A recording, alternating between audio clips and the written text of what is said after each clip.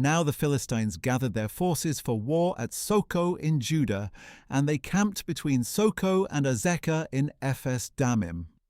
Saul and the men of Israel assembled and camped in the valley of Elah, arraying themselves for battle against the Philistines. The Philistines stood on one hill and the Israelites stood on another, with the valley between them. Then a champion named Goliath, who was from Gath, came out from the Philistine camp. He was 6 cubits and a span in height, and he had a bronze helmet on his head. He wore a bronze coat of mail weighing 5,000 shekels, and he had armor of bronze on his legs, and a javelin of bronze slung between his shoulders. The shaft of his spear was like a weaver's beam, and its iron point weighed 600 shekels. In addition, his shield-bearer went before him. And Goliath stood and shouted to the ranks of Israel, "Why do you come out and array yourselves for battle? Am I not a Philistine, and are you not servants of Saul? Choose one of your men and have him come down against me. If he is able to fight me and kill me, then we will be your servants. But if I prevail against him and kill him, then you shall be our servants and work for us." Then the Philistine said, "I defy the ranks of Israel this day. Give me a man to fight." On hearing the words of the Philistine, Saul and all the Israelites were dismayed and greatly afraid. Now David was the son of a man named Jesse, an Ephrathite from Bethlehem of Judah, who had 8 sons. And in the days of Saul, Jesse was old and well along in years. The 3 older sons of Jesse had followed Saul into battle. The firstborn was Eliab, the second was Abinadab, and the third was Shammah. And David was the youngest. The 3 oldest had followed Saul. But David went back and forth from Saul to tend his father's sheep in Bethlehem. For 40 days the Philistine came forward every morning and evening to take his stand. One day Jesse said to his son David, "Take this ephah of roasted grain and these 10 loaves of bread for your brothers, and hurry to their camp. Take also these 10 portions of cheese to the commander of their unit. Check on the welfare of your brothers and bring back an assurance from them.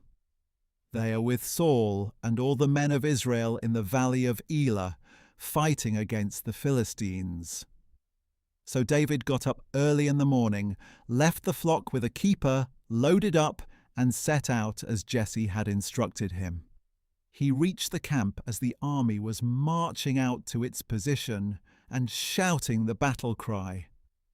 And Israel and the Philistines arrayed in formation against each other.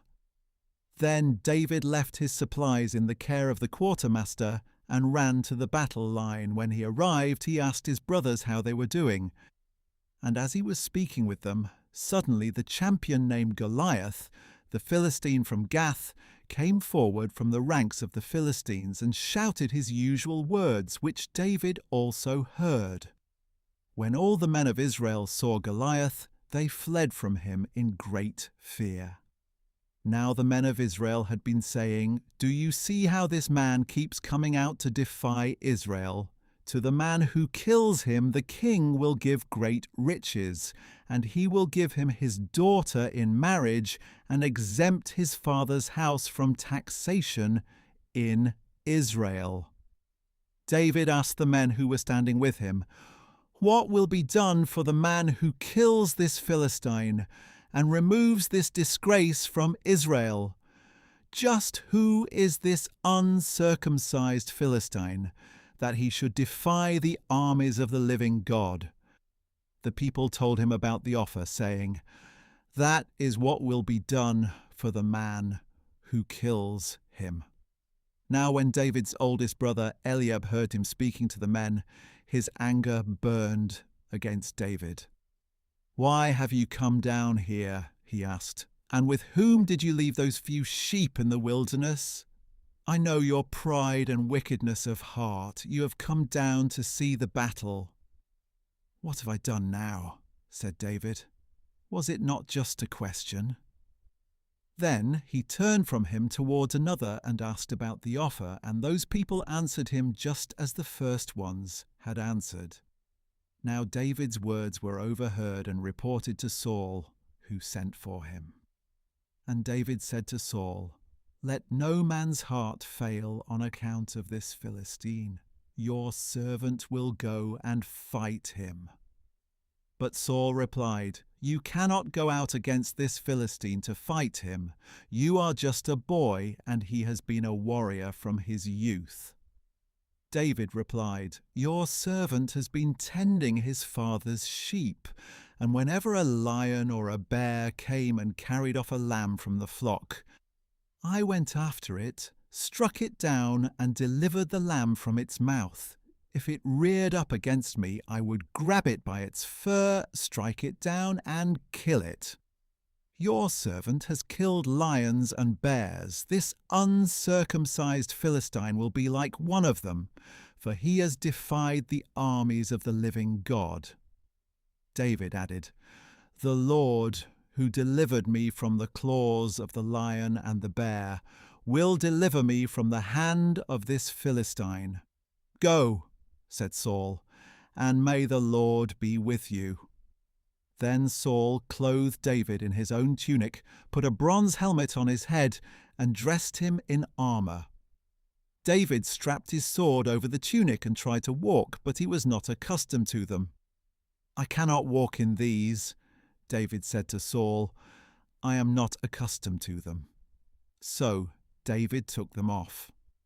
And David took his staff in his hand, selected 5 smooth stones from the brook, and put them in the pouch of his shepherd's bag. And with his sling in hand, he approached the Philistine. Now the Philistine came closer and closer to David, with his shield-bearer before him. When the Philistine looked and saw David, he despised him because he was just a boy, ruddy and handsome. "Am I a dog," he said to David, "that you come at me with sticks?" And the Philistine cursed David by his gods. "Come here," he called to David, "and I will give your flesh to the birds of the air and the beasts of the field." But David said to the Philistine, "You come against me with sword and spear and javelin, but I come against you in the name of the Lord of hosts, the God of the armies of Israel, whom you have defied. This day the Lord will deliver you into my hand. This day I will strike you down, cut off your head, and give the carcasses of the Philistine army to the birds of the air and the creatures of the earth. Then the whole world will know that there is a God in Israel. And all those assembled here will know that it is not by sword or spear that the Lord saves. For the battle is the Lord's, and he will give all of you into our hands." As the Philistine started forward to attack him, David ran quickly toward the battle line to meet him. Then David reached into his bag, took out a stone, and slung it, striking the Philistine on the forehead. The stone sank into his forehead, and he fell face down on the ground. Thus David prevailed over the Philistine with a sling and a stone. Without a sword in his hand, he struck down the Philistine and killed him. David ran and stood over him. He grabbed the Philistine's sword and pulled it from its sheath and killed him, and he cut off his head with the sword. When the Philistines saw that their hero was dead, they turned and ran. Then the men of Israel and Judah charged forward with a shout and pursued the Philistines to the entrance of Gath and to the gates of Ekron. And the bodies of the Philistines were strewn along the Shaaraim road to Gath and Ekron. When the Israelites returned from their pursuit of the Philistines, they plundered their camps. David took the head of the Philistine and brought it to Jerusalem, and he put Goliath's weapons in his own tent.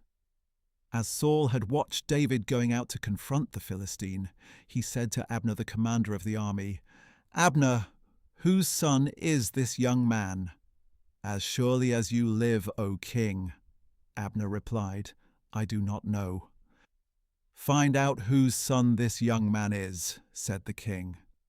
So when David returned from killing the Philistine, still holding his head in his hand, Abner took him and brought him before Saul.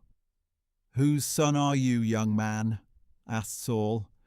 "I am the son of your servant Jesse of Bethlehem," David replied.